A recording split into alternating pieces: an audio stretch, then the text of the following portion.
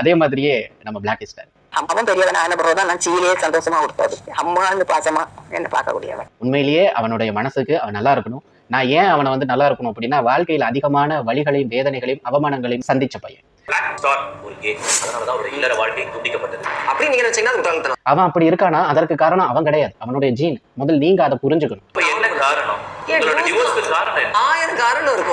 அவனை வேதனைப்படுத்துறது, காயப்படுத்துறது, கலாய்க்கிறது, இதெல்லாம் ரொம்ப தவறு. சரி, திரும்பி ஃபியூச்சர்ல கல்யாணம் பண்ணா ஒரு பையனை தான் கல்யாணம் பண்ணிக்கணும், பொண்ணே கல்யாணம். உங்களுக்கு கல்யாணம் பண்ணிக்கவா? நான் ரீசெண்டா கொஞ்ச நாளைக்கு முன்னாடி ஒரு வீடியோ பார்த்தேன். நீங்க இப்ப இந்த क्वेश्चन கேக்குறீங்களா இல்ல சண்டைக்கு வரீங்களா? ஒரு பையன் வந்துட்டு இவரை இன்டர்வியூ எடுக்கிறங்கிற பேர்ல ரொம்ப டீஸ் பண்ணாரு. கண்டிப்பா ஒரு மனநல மருத்துவர் சந்திக்கிறது நல்லது. எனக்கு தெரிஞ்சு நீங்களும் போய் பாக்குறது நல்லது நான் நினைக்கிறேன். அவர் வந்துட்டு ரொம்ப தரக்குறைவான வார்த்தைகள் எல்லாம் பயன்படுத்துறாரு. நாங்க அப்டேட் ஆகாம இருக்கிறோம். நீங்க அப்டேட் ஆனதுக்கு காரணம் என்ன? உங்க மனைவி உங்களை விட்டுட்டு போனதுக்கு காரணம்? அவர்லாம் உண்மையிலேயே சொல்றேன், ஆங்கரா இருக்கிறதுக்கு தகுதியே கிடையாது.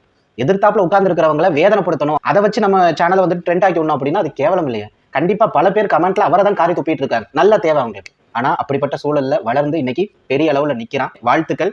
நீ இன்னும் நிறைய இடத்திற்கு போகணும். எதற்கும் கவலைப்படாத. இந்த உலகம் அப்படிதான்.